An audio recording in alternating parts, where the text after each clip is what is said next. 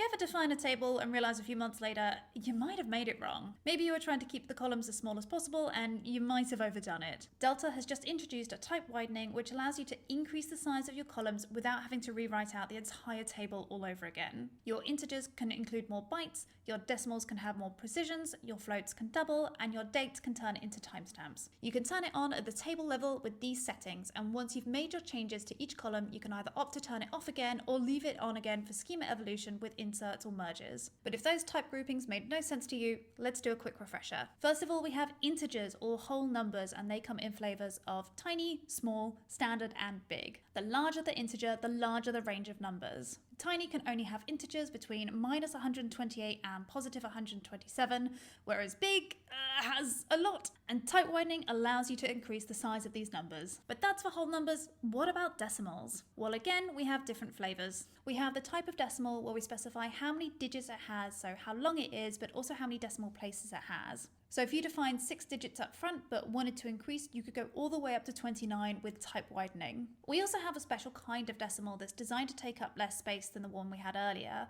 and it does this by storing the number as a base 2 number. So even though the UI might say 0.1, technically underneath it's this. The smaller version of this is called a float, and if you wanted, you could double the size and move to the aptly named double type. We also have date type, so not just the day, the month, and the year, but also checking that the date is actually valid, so we don't end up with the 33rd of January. It's also worth noting that it doesn't have a time zone attached to it, so that year that Samoa skipped today, it's not going to check for that.